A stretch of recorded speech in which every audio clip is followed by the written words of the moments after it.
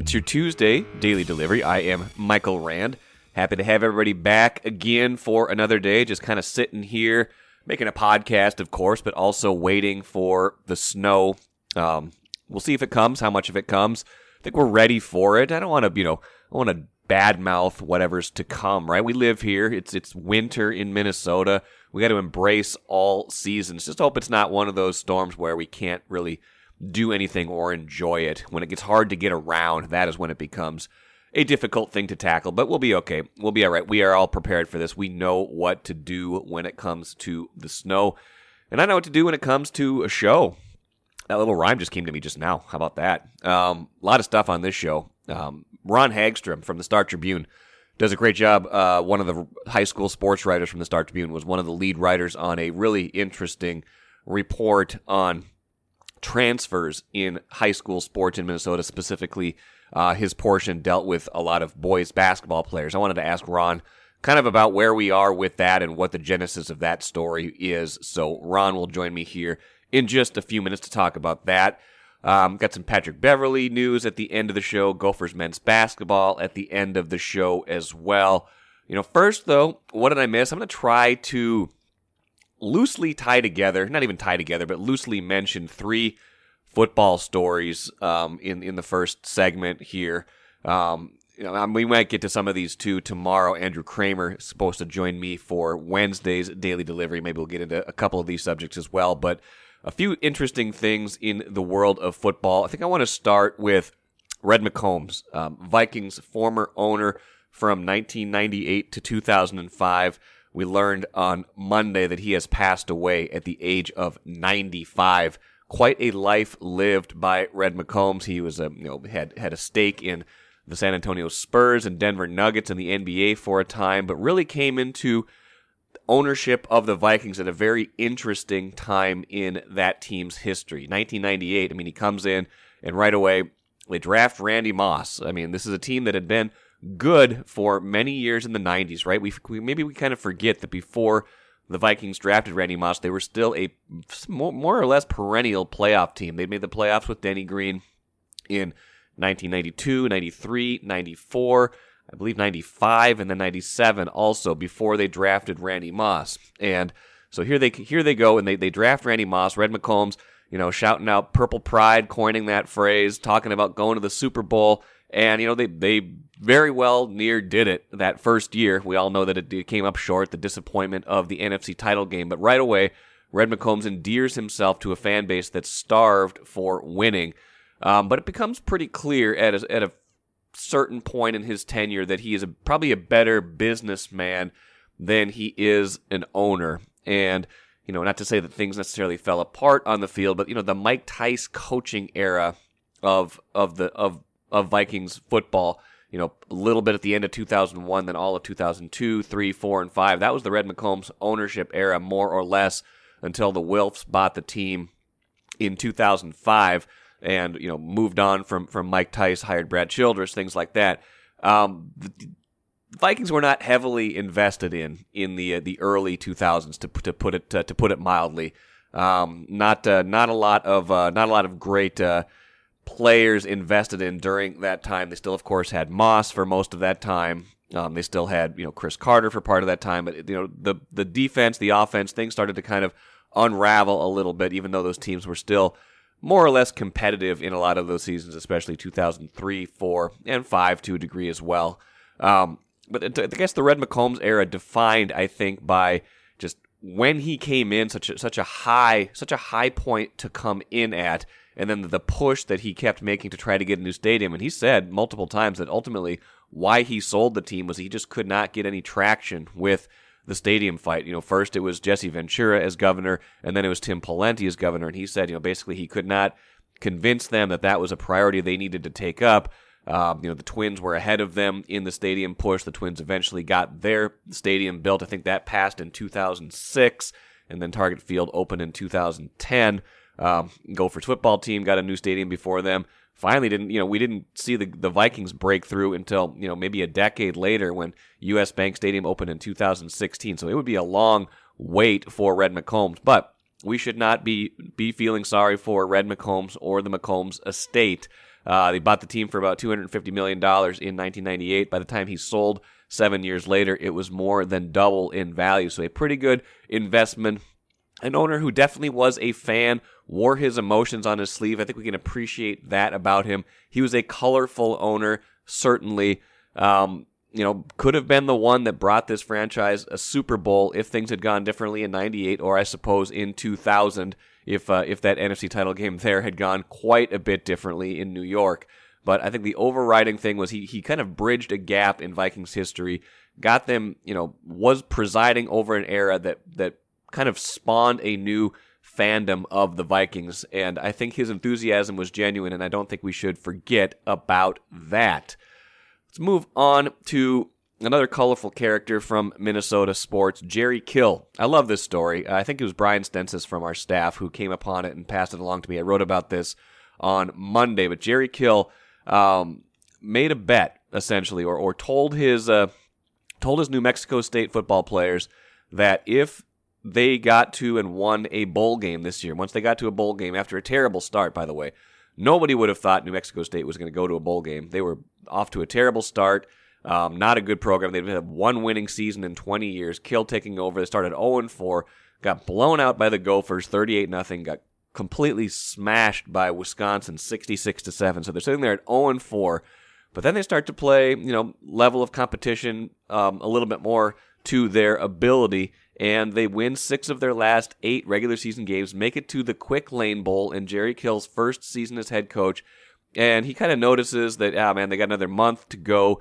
in the season now that they've qualified for a bowl game, so he makes them a deal. He says, if we win this bowl game, and Jerry Kill had never won a bowl game as a college coach, as accomplished as he is, I believe he was 0-5 in bowl games leading up to this season. I think 3 of them with the Gophers, 2 of them with Northern Illinois.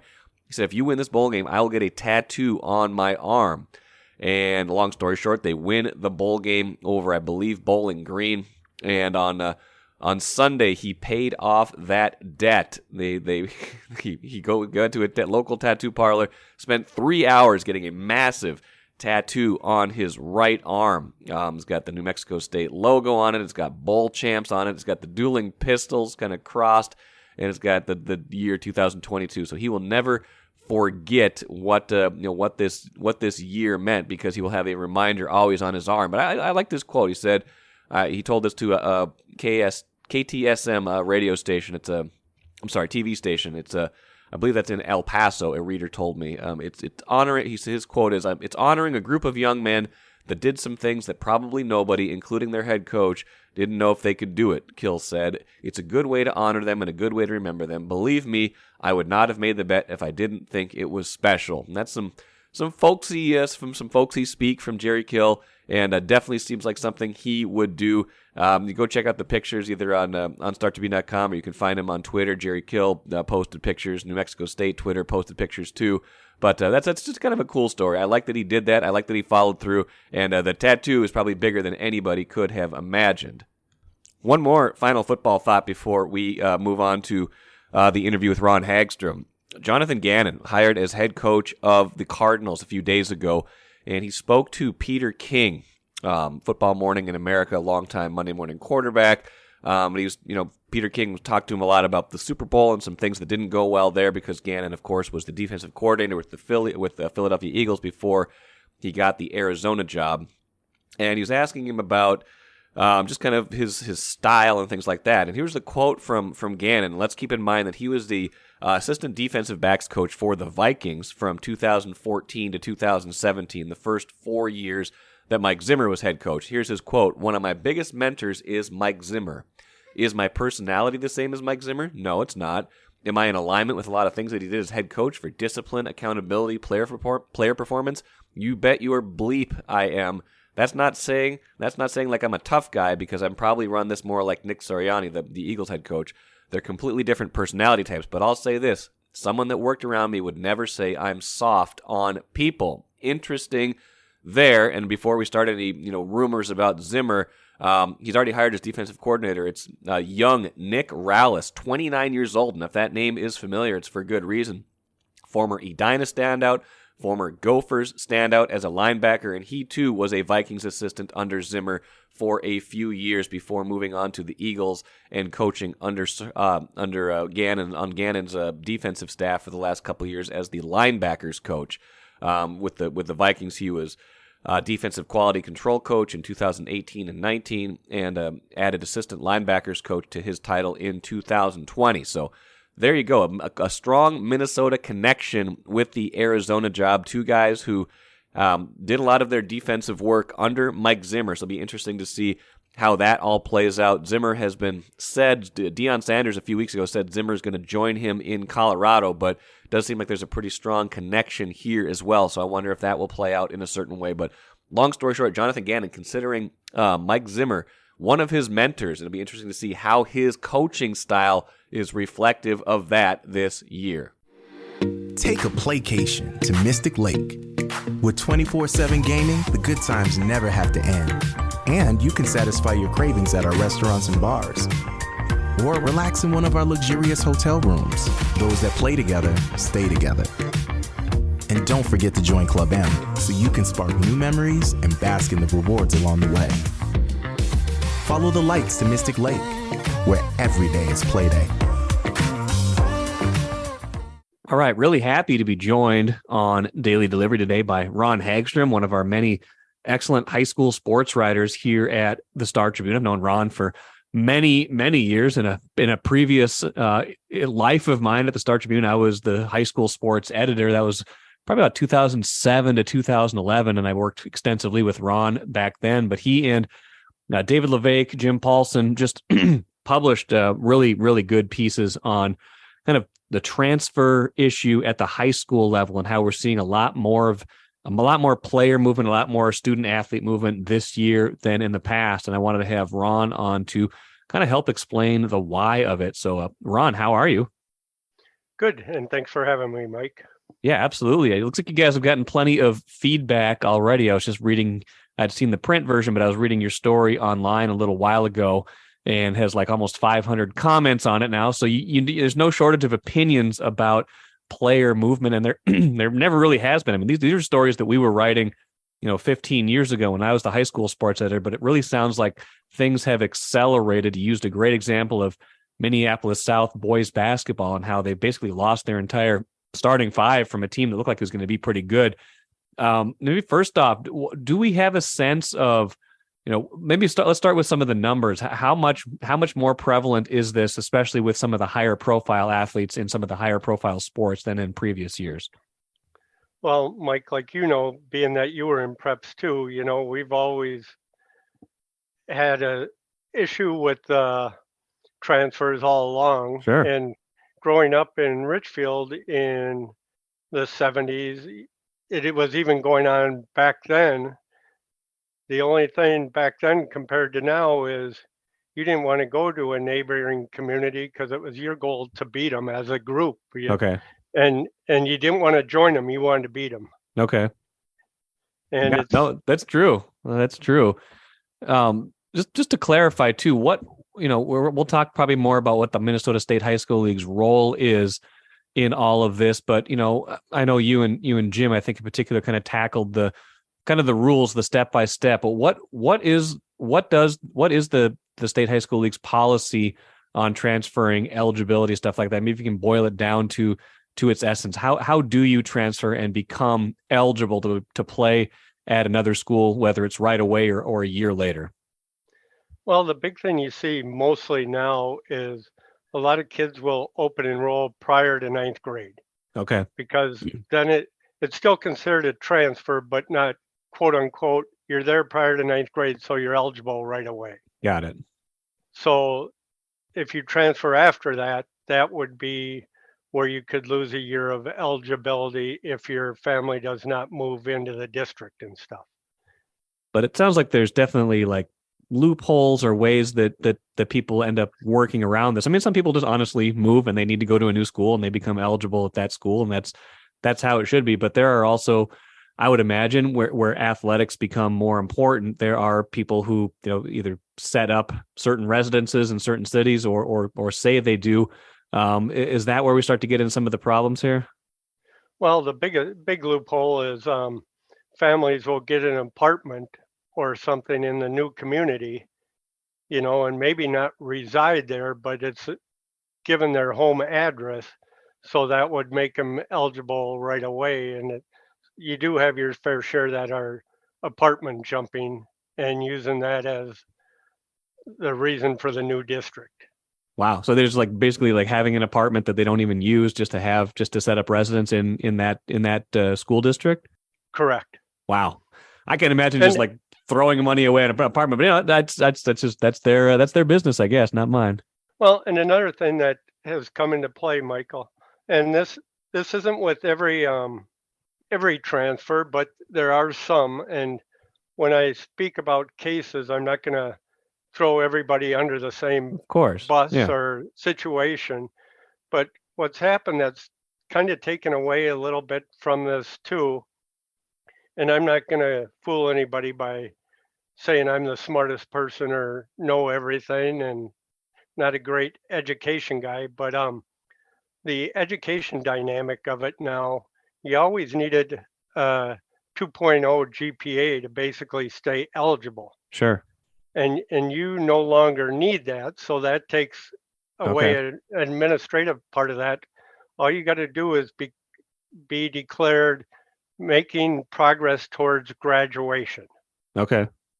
So and not something in my article, but when I was talking to different people and some that I didn't even use in the story and stuff, I heard about a kid that stayed eligible at a school who had a 0.6 GPA. Wow. But the administration said he was making progress towards graduation. Wow. So I think what's happening here, you're losing a little bit of the education dynamic, of the quote unquote student athlete. Right. Well, that's fascinating. Now, how did, like we said, we've written about this at various points. How did you guys get onto this story again? How did you discover that this was, becoming an even bigger issue than it had been in the past? Well, I, in my season preview, talked to Ryan James, who really follows Minnesota high school basketball. Yep. And he had started a list during the summer of transfers and notable guys that were leaving. And one thing that popped up to me was all of a sudden seeing all these names from South. Minneapolis South, yeah. Yep. And then once I talked to their coach, it was all 5 starters that were leaving and 3 players off their bench. So this went from a team that was possible top 5 in the state to totally being dismantled. And then do we know, I mean, I think you spelled it out somewhat in the story, but and I'm sure every kid who transferred from South had a different reason, or a lot of them probably had different reasons. But when you see such wholesale changes like there, it doesn't seem like there was a problem with the program. It was just a matter of them deciding, as a group that they're going to different places, right? Yeah, and I think a lot of this can be attributed a little bit to AAU basketball because they start playing with these other kids and stuff and make friendships and bonds that. And start talking, hey, maybe we should play together, and figure out which school's probably the best or the one they want to be at with their buddies. And also a role in this, you get the trickle down from the NBA, making these super teams now with having three or 4 stars on them and leaving other teams, like a Westbrook, a Durant, a Irving, and going to form super teams, and then you throw in the transfer portal at the college ranks that is basically opening up an avenue to every player on that level. High school kids think they can do the same thing. Yeah, no, it's very true. I mean, a lot of this does emulate what they see at the levels above them, and if this is happening, like you said, with not just players who are maybe like, I'm not getting enough playing time here, I think maybe I could go somewhere else. If it's happening with players who are really good, then that's probably a different dynamic entirely, that they are maybe deciding they want to play together instead of trying to play against each other, right? Well, and this is why I kind of looked at the story and brought it up, because I found over 50 transfers that averaged double figures last year at the school they were at. Just in boys So, basketball, right? yep, just in boys basketball. So it's not like it's your marginal talent that's leaving. These are kids that have had success where they're Wow. leaving from. So that creates a whole different dynamic. And now, now you mentioned the NBA. Is this something that's isolated to or exacerbated with boys basketball, or is it trickled to other sports, other high school sports in Minnesota? The idea of more transfers. Well, like you saw with Dave's story, I Yeah. mean, a lot of hockey is attributed with juniors when kids Yeah. come back from juniors. You see it in girls basketball, but not to the extreme this year it was with boys. Okay. Because most of your girls, when they enter high school, and they develop a little earlier than boys, so most of them are there prior to ninth grade. Right. They've been playing varsity before ninth grade in a lot of cases, right? Yes, because and you look at like girls, for example, one of the best cases who was dominant on her traveling teams as a young age was Paige Beckers. Sure. And Paige was at St. Louis Park, but she was starting at Hopkins as an eighth grader. Right. No, You that know, makes so yeah.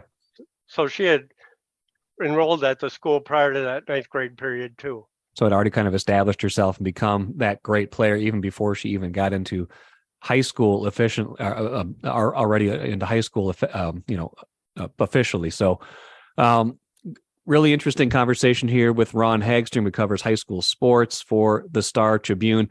A few more things for you, Ron. Now, I imagine, the Minnesota State High School League, like I said, has rules about transferring. But I thought an interesting quote in the story was basically they said, we're a governing body, not an investigative body. They're not going to go out and check different addresses generally to see who really legitimately lives someplace, things like that. Is their role in this frustrating to some coaches, or do you think they could do some coaches think that they could do more to combat this? I think they think there could be more done to combat it, and a little frustration setting in, especially with the numbers, the way it's growing. But at the same time, a lot of it comes down to the honesty of the parents when they fill out the paperwork of their kid transferring on the home address, because you really don't have anything more to go on than the home address. And I know some readers and even the comments have said, well, that's something we should investigate. Well, we're not going to be able to get the home address due to privacy situations with high school kids. So it's not our area where we can really sniff it out.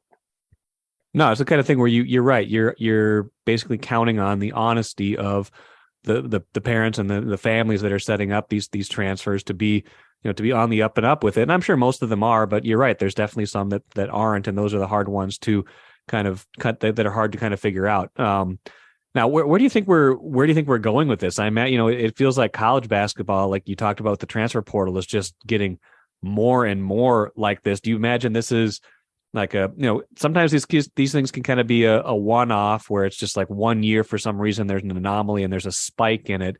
Do you see this as something that's only going to continue to get more prevalent again as we see more of it at the college level, and these kids see the example of kind of how these things are done, and as AAU continues to have such prominence? Well, here's one thing I'll say to that too, that I don't think kids understand when they're in the AAU situation or transferring. There are still your fair share of college coaches at the next level out there, who do factor in bringing a program to relevance that maybe wasn't, and your role playing in that instead of transferring to a program that already is established and you're just playing a role, and with your buddies and stuff. I don't know where it goes down the road. I'm more, when I look at the state high school league, as a governing body and not enforcing rules, to me, that says to me, then why do you have rules? Right. If you can't enforce the rules, it's kind of hard to say we have this rule. If you're saying, we have this rule, but we really don't have a good way of enforcing it. And I don't think the high school league wants to battle with a parent or two No. over this question in a lawsuit either, because that costs money and gets dragged out and probably brings more of a different situation to the forefront than just transferring. Yeah. No, absolutely. Well, interesting. Kind of maybe we can finish up here. We talked about Minneapolis South might have been a top 5 team. We're getting close to state tournament time in a lot of these different sports. Girls hockey coming up this weekend, this week. Boys hockey, girls basketball, boys basketball, all those coming up later on in just a few weeks. How some of these teams impacted by transfers, one way or the other. Have there been impacts that we've seen, pretty dramatic swings on the court where a team that added a player or lost a player has, risen in prominence or fallen in a certain way? Well, I think what you're seeing is more. I'll use Park Center as an example with Sure. Class 4A boys, and not that they haven't done anything wrong that I know of or anything, Of course, yeah. but all of a sudden, they went from a state championship team a year ago, and a pretty good team that lost a good group of seniors, and right now 3 of their starters are transfers. Okay. So instead of maybe having a little bit of a rebuild Yeah. or just, getting their kids that came off the bench a little more experience, they became the favorite very quickly again. Huh. Interesting.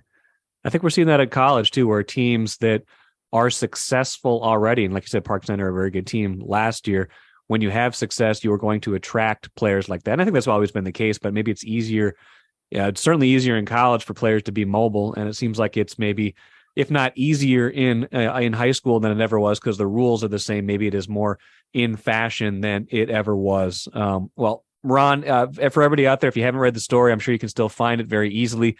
StarTribune.com. Pick up a copy of the Sunday paper too, if you are inclined to read in print. Ron, any final thoughts on this? Any more words before I let you go? No, I'm happy the way it worked out. I would just basically tried to present both sides and let the reader decide what's right and what's wrong and make their own judgment. It's refreshing. It's journalism 2023. We don't always get that, but I appreciate that from that story and from all the work you guys did. Ron Haggstrom, appreciate it. Good luck covering all the tournaments this year, and we'll talk to you soon. Thanks for having me, Mike.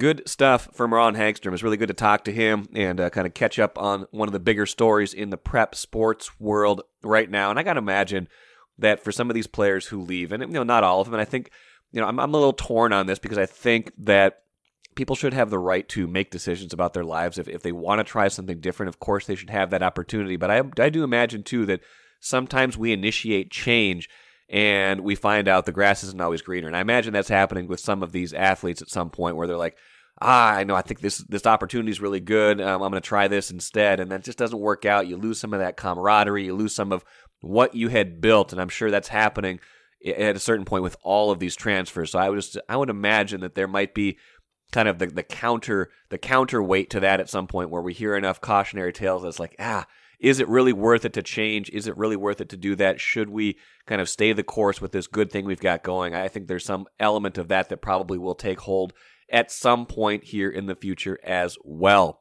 Let's finish with the cooler. A couple quick things here. Patrick Beverley. A lot of Wolves fans had been hoping that Beverley might get reunited with the Wolves in the buyout market. That is not happening. He is instead going to the Bulls. Good for Patrick Beverley. It's a team he's always wanted to play for. It's a dream come true for him. He talked about it like a decade ago. He is a Chicago native, and so I imagine that's pretty special for him as well. So Patrick Beverley to the Bulls. No reunion with the Timberwolves, and I don't know, maybe that just didn't make sense this year. It felt like it did at a certain point, but maybe they've turned things around enough to the point now where that didn't make sense. In any event, makes sense for the Bulls and Beverley, so that is where he is headed. Gophers men's basketball team, let's finish there. Good news was that Jamison Battle finally looked like his former self. 31 points last night against Illinois. Dawson Garcia had 18. The bad news, they're just not getting nearly enough from their backcourt. I think that Marcus Fuller's game story, their starting backcourt had like 9 points in this game. They lose 78-69 to Illinois. Not a bad effort by any stretch. It's a road game against a probable NCAA tournament team. But you just look at this, and the Gophers are now 1-14 in the Big Ten, 7-18 overall.